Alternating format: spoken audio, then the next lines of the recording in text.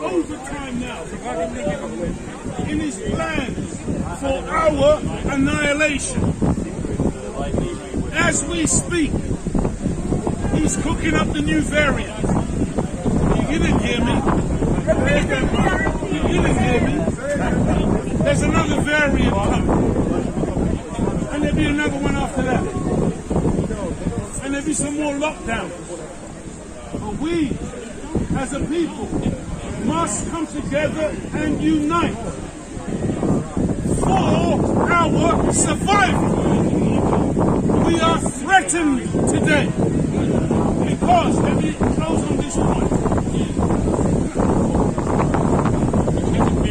The black woman is the most prolific birth machine on our planet.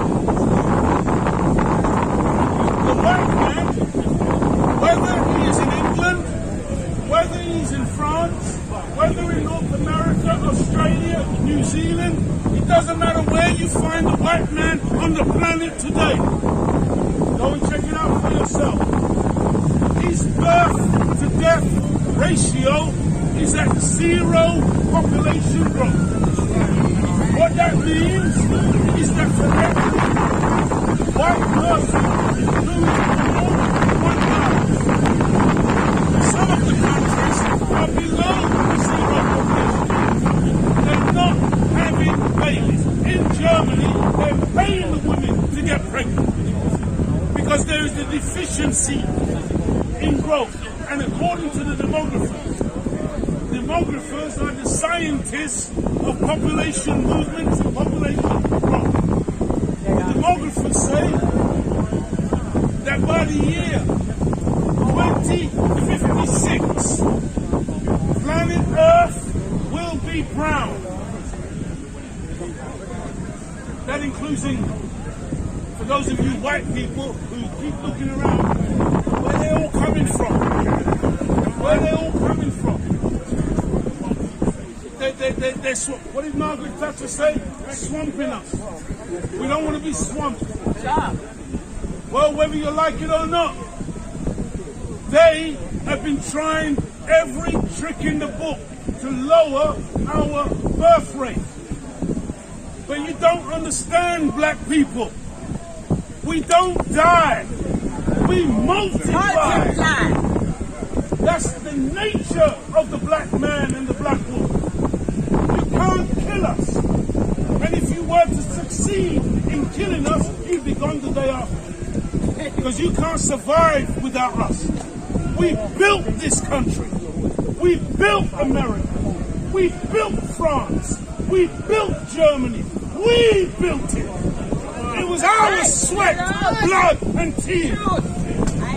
While the white man sat around being massa. But that day's over. And so, we are coming up now into a different reality. And white people, if you want to survive, you need to start lobbying your governments to deal with reparations. You need to start lobbying your governments to help black people and to stop trying to murder black people. You need to understand that in this day and time, if any of you so much as offer us a glass of water that's not contaminated, but if you offer us a clean glass of water, you will get mercy from Almighty God Allah, who sees all. But I warn you in the name of Allah, if you continue talking to the powers that be, with your machinations against black people and your wicked, evil, satanic plans against us, there is something waiting for you. And I'll close on this point. I do apologize if I seem a little bit disjointed, but we haven't been here for a long time. It's been a while. I'm trying to preserve my voice. But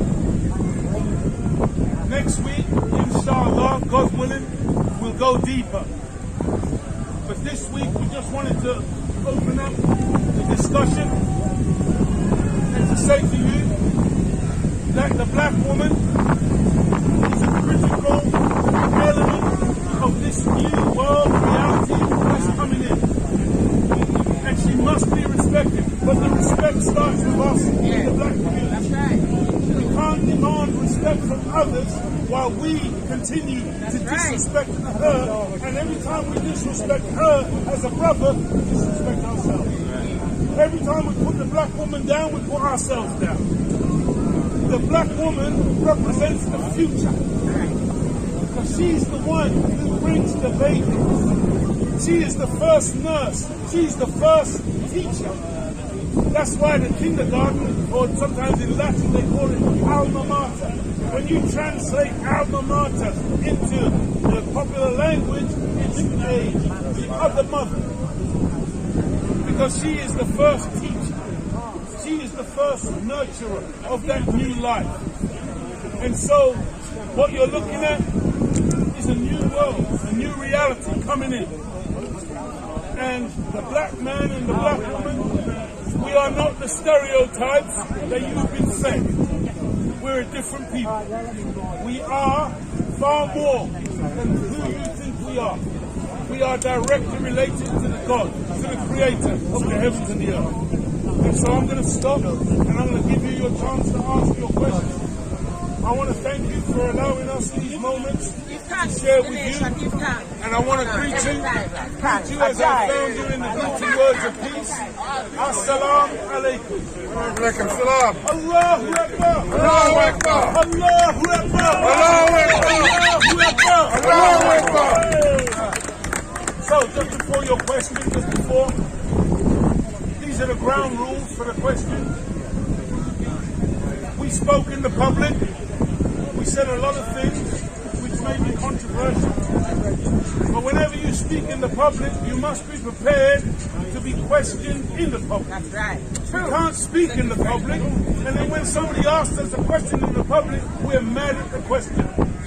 So we will do our best, to the best of our ability, to answer your question. However, if you came here and you want to give me a lecture, you're wasting your time. If you try to lecture to me, I will ignore you and go to somebody who has a question. So I'm making it clear.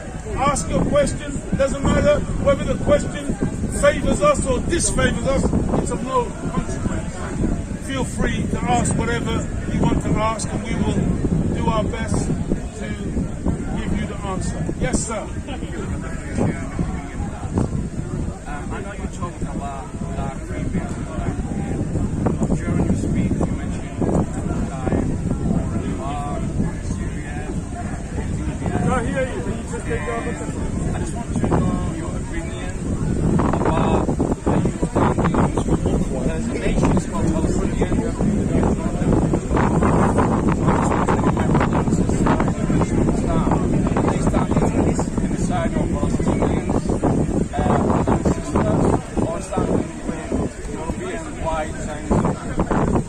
The question from the gentleman here relates to our talk today, talking about the black man and the black woman. But he wanted to know, what is our view about the situation with the Palestinian people? Do we stand with those people, or do we stand with the Zionists who are attacking those people? Where do we stand on that issue? I hope I've done justice to your question.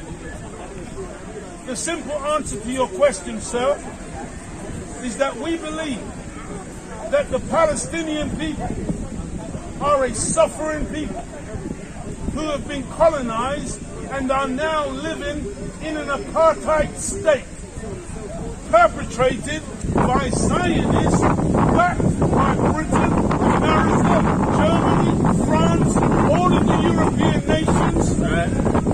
Israel is an imposition in that region by Europeans and most of those who claim to be Jews. They are not Jews. The scripture says They say they are Jews, but they are not Jews. And God says, I will make them of the synagogue of Satan. Go ahead. And so they are there, slowly but surely, pushing Palestinians out of their ancestral land, killing Palestinians, disenfranchising Palestinians, and keeping Palestinians in what some have described, especially in Gaza, as an open prison. And so we regard the Palestinians, especially those who are resisting the occupation, those who are resisting the Zionists, we regard them as freedom fighters. We regard them as a people who have a legitimate right of self-defense and a desire to return after they were pushed out of their homeland, and now settlers and others have occupied those areas. That's how we view the Palestinians. They are our brothers and sisters. Whether they're Muslim Palestinians or Christian Palestinians, it's of no consequence. We respect those people in their struggle for freedom, justice, and equality. Thank you for the question. Next question.